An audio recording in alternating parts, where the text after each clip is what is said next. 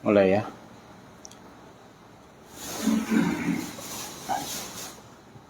Bismillahirrahmanirrahim. Alhamdulillah, salatu wassalamu ala sayyidina Rasulillah wa ala alihi wa sahbihi wa man walah wa la haula wa la quwwata illa billah. Amma ba'du. Assalamualaikum warahmatullahi wabarakatuh. Insyaallah pada pertemuan siang hari ini kita memulai kajian baru kita setelah kemarin kita menyelesaikan Sulamur Roja, Syarah Safinatun Najah.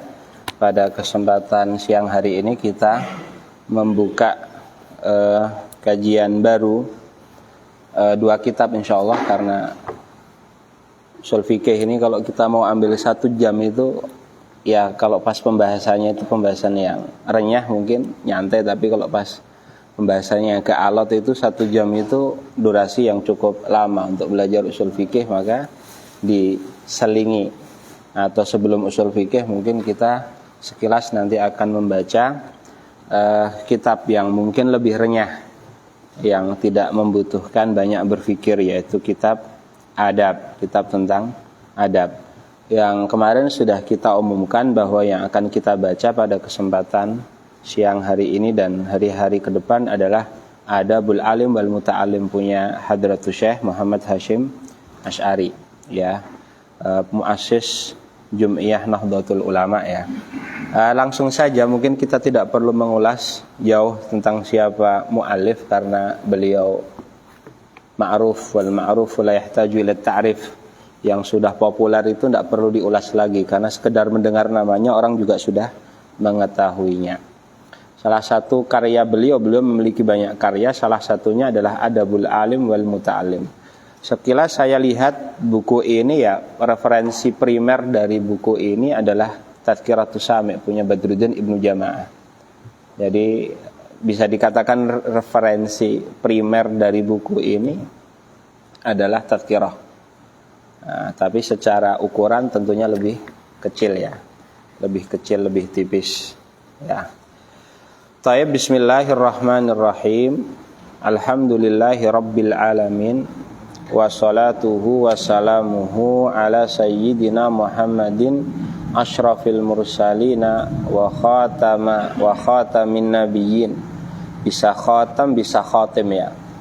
Bisa khatam, bisa khatim.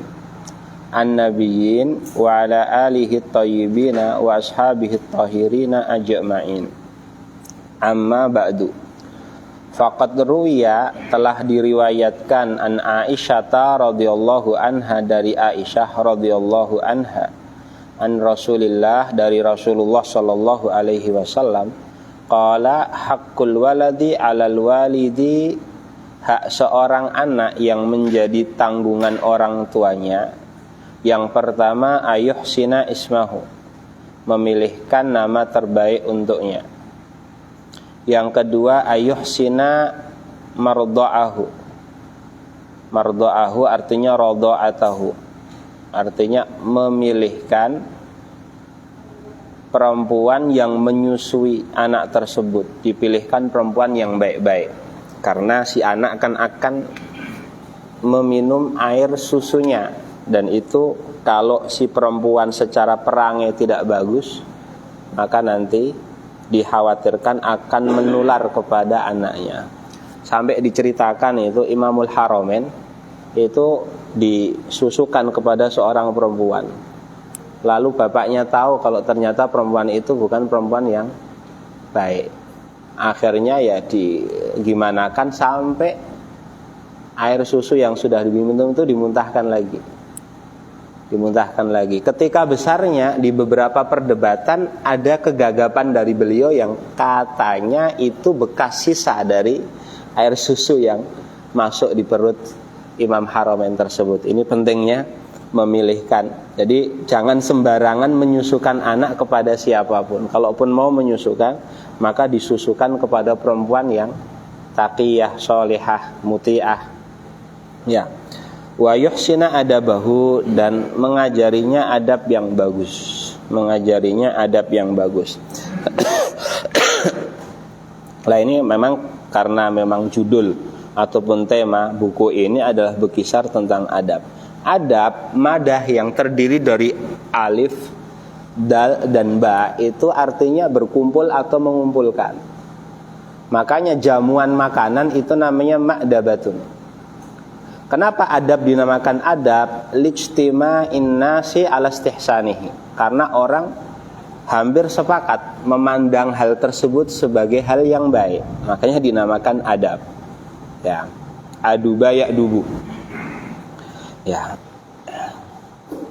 An Ibn Sirin, Muhammad Ibn Sirin, qala, beliau berkata, kanu yata'allamuna al-hadya kama yata'allamuna al-ilma. Kanu yata'allamuna al-hadya kama yata'allamuna al-ilma.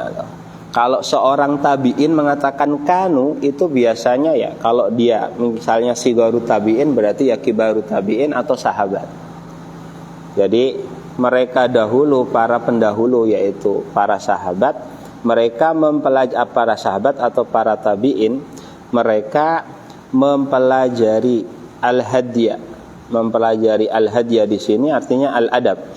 Kama yata'allamuna al-ilma, sebagaimana mereka mempelajari ilmu. Al-hadyu secara umum artinya thariqah, cara hidup seseorang, itu namanya al-hadyu. Ya, itu cara hidup. Tapi ada makna yang lebih spesifik daripada kata al-hadyu, yaitu al-adab, etika. Jadi para sahabat, para tabi'in dahulu mempelajari etika sebagaimana mereka mempelajari ilmu-ilmu yang lainnya, hadiskah ataupun fikihkah dan lain sebagainya. Wa anil Hasanil Basri, dari Hasan al-Basri radhiyallahu anhu wa rahimahullah, qala in kana ar-rajulu la yakhruju fi adabi nafsihi as-sinina thumma sinin. Dulu orang itu la yakhruju la yusafiru aw la yartahilu. Mereka dulu bersafar untuk mempelajari adab bagi dirinya sendiri bertahun-tahun, as-sinin thumma sinin. Jadi sekedar untuk mempelajari adab saja dahulu membutuhkan waktu yang lama. Kenapa banyak sekali perkataan-perkataan ulama salaf yang menunjukkan pentingnya adab, terutama bagi seorang pelajar. Saya teringat sebuah perkataan ulama salaf, inna lil ilmi tughyanan katugyanil mal. Ilmu itu bisa membuat orang melampaui batas sebagaimana halnya harta. Harta bisa membuat orang berlaku lalim, berlaku zalim dan melampaui batas. Ilmu pun bisa seperti itu. Dan ini sangat terasa, terutama kalau kita lihat di percakapan-percakapan diskusi yang ada di zaman sekarang. Bagaimana ilmu justru tidak memberikan kemanfaatan kepada pemiliknya berupa amal yang soleh, tapi justru hanya untuk diperdebatkan, hanya untuk menjatuhkan orang dan lain sebagainya. Lah, untuk menghindari, mengantisipasi hal tersebut, ya maka seorang pelajar hendaknya melazimi adab-adab, melazimi etika-etika, supaya memang betul-betul ilmu yang dipelajari itu membawa keberkahan. Seperti itu. Ini yang mendasari kenapa ulama dahulu sangat menekankan sekali mempelajari adab dan mempraktekannya. Wa an Sufyan ibnu Uyainata radhiyallahu anhu rahimahullah, mungkin tepatnya sebetulnya juga la ba'sa radhiyallahu anhu, tapi mungkin yang ma'ruf ya rahimahullah. Ya, anna Rasulullah sallallahu alaihi wasallam huwal mizanul akbar. Jadi barometer paling besar dalam kehidupan kita adalah Rasulullah.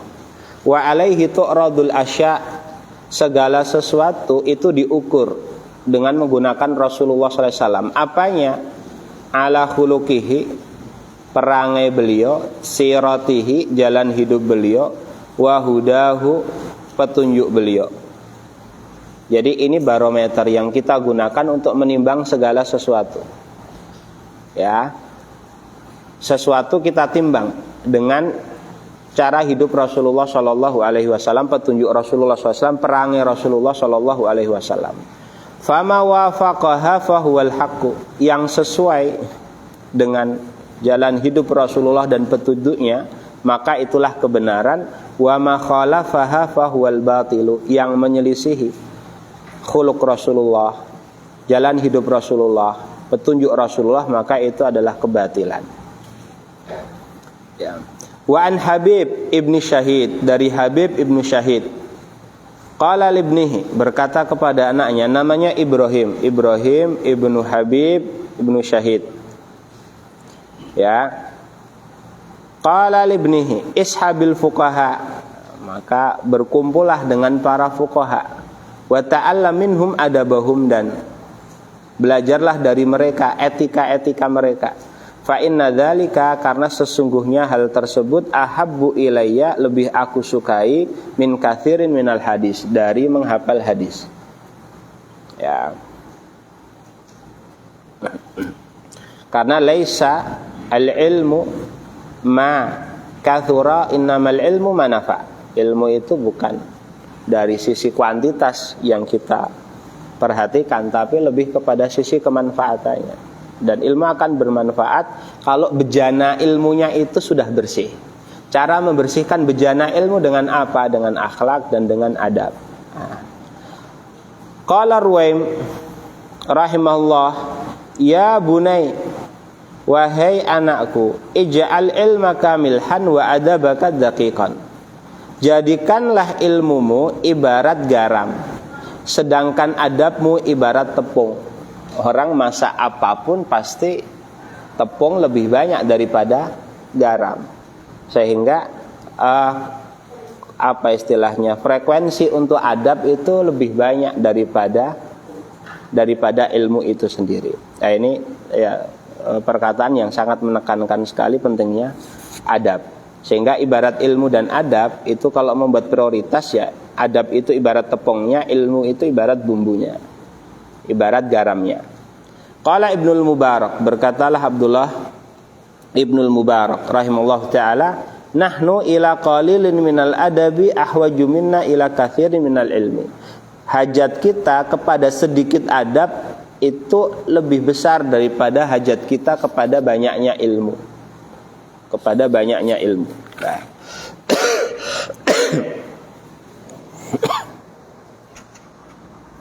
Dikatakan kepada Imam Syafi'i, kaifa syahwatuka lil adabi, bagaimana kecenderungan kamu terhadap adab?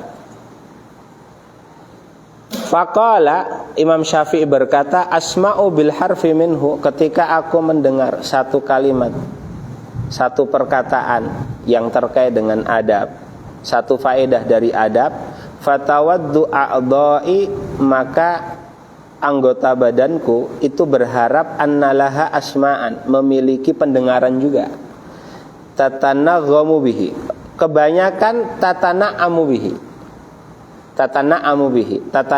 bihi artinya menikmati.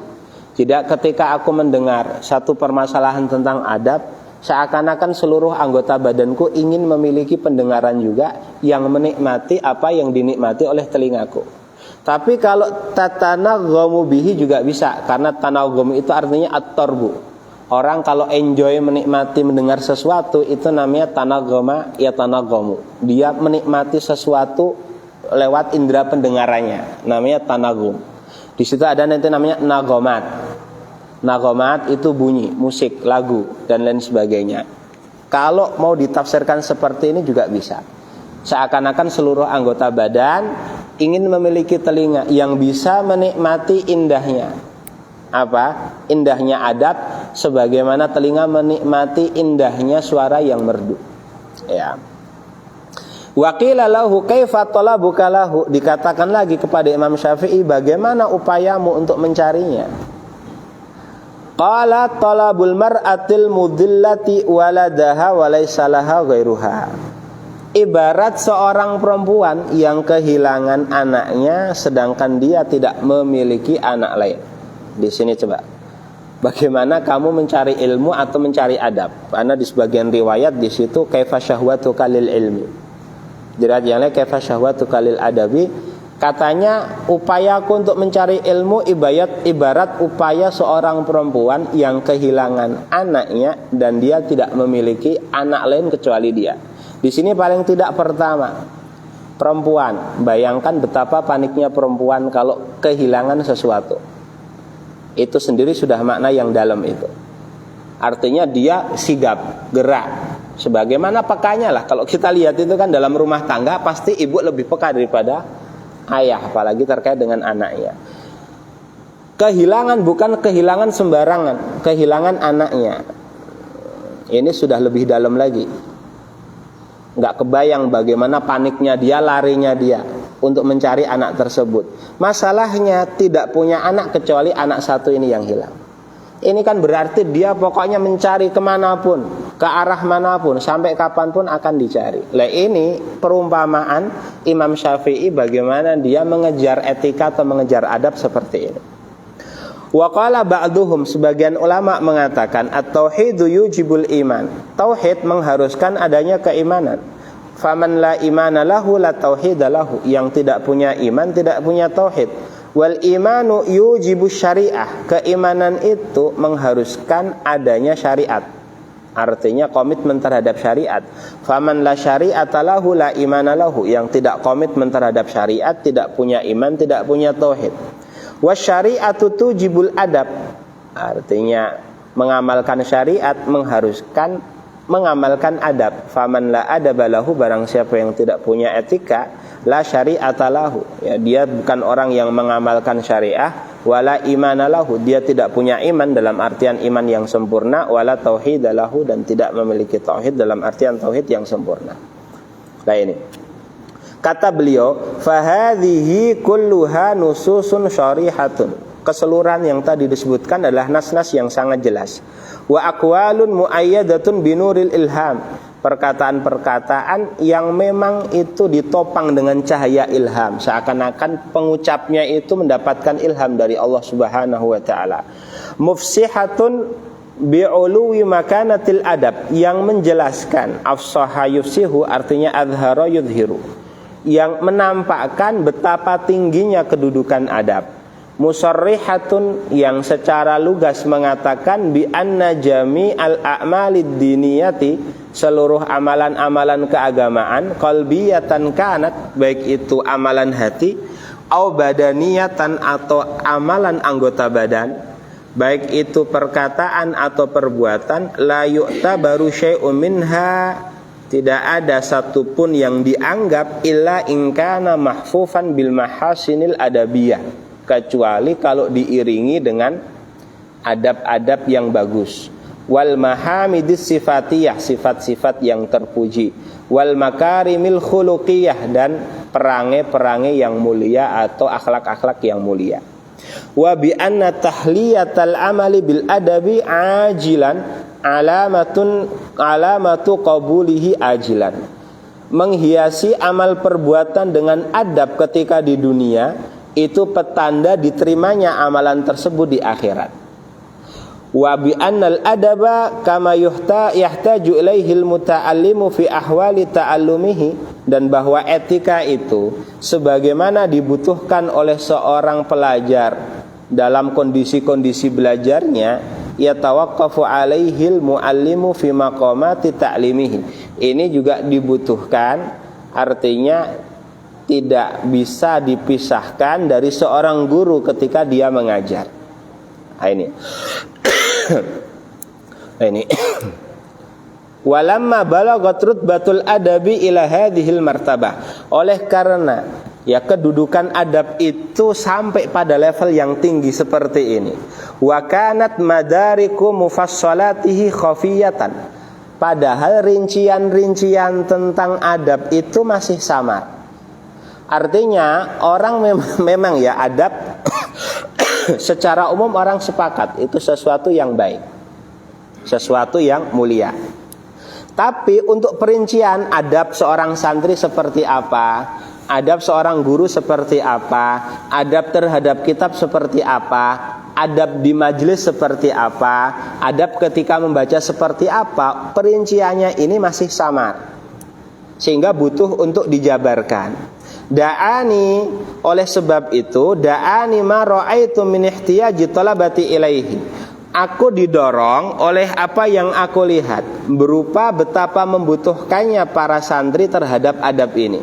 Wa usri tikrari tauqifihim alaihi. Jadi waqqafa yuqqifu ala artinya atla'a yutli'u alaihi. Dan susahnya untuk menjelaskan keseluruhannya kepada mereka secara lisan. Secara lisan, maka ini memotivasiku untuk ila jam'i hadhir risalati, untuk menyusun risalah ini. Menyusun risalah ini. Kalau di dalam Tadhkiratus Sami' dikatakan wa usri tikrari tauqifihim alaihi imma lihayain minhu oli taksir, baik karena mereka malu untuk mempelajarinya atau ya karena memang sifat acuh mereka sehingga menganggapnya tidak prioritas. Yang seperti ini justru mendorongku untuk menyusun risalah ini tadhkiratan li nafsi, sebagai pengingat bagiku, walil qasirin min abna'i jinsi, walil qasirin juga untuk orang-orang, ya bisa dikatakan orang-orang awam atau orang-orang yang secara level ilmu itu masih kurang, min abna'i jinsi, dari orang dari daerah asalku. Wasammaituha, dan aku menamai risalah ini Adabul Alimi wal Muta'allimi. Saya namakan kitab ini dengan Adabul Alim wal Muta'allim. Nafa'allahu biha fil hayati wa ba'dal mamat. Semoga Allah memberikan kemanfaatan dengan risalah ini baik di masa kehidupanku atau setelah aku meninggal. Fa innahu waliyul hasanat, karena Allah Subhanahu wa taala itulah pemilik kebaikan. Nah, ini dia. Ini yang pembahasan muqaddimah atau prolog dari beliau yang menyebutkan beberapa athar dari para ulama akan pentingnya adab. Dan kita simpulkan dari apa yang beliau sampaikan di sini, sekali lagi ini ibarahnya plek, ibarahnya Tadhkiratus Sami' wal Mutakalim yang memotivasi beliau untuk menulis, mengumpulkan risalah ini, menyusun risalah ini. Pertama, karena memang kedudukan adab yang sangat tinggi. Yang kedua, memang perinciannya tidak banyak diketahui oleh orang. Yang ketiga, sangat dibutuhkan oleh para pelajar. Sangat dibutuhkan oleh para pelajar, sedangkan terkadang minat untuk mempelajari adab itu sendiri terkadang sedikit, ima karena rasa malu atau karena rasa acuh, sehingga memotivasi, mendorong beliau untuk menulis. Karena mungkin kalau di masa Badruddin Ibnu Jamaah dulu mungkin orang sudah tersibukkan untuk belajar hadis, belajar fikih dan sebagainya, sehingga mungkin halaqah-halaqah yang sifatnya untuk mengajarkan adab dan sebagainya mungkin kurang rame. Sehingga ya solusinya dibuat tulisan saja. Kalau tulisan kan cangkupan orang yang bisa memanfaatkan, yang bisa mengambil faedah tentunya lebih luas daripada kalau itu disampaikan secara lisan saja. Nah, ini wallahu taala a'lam. Insyaallah bab awal kita mulai besok biidznillah taala. Nah, sekarang kitab yang kedua adalah kitab Qurratul Ain.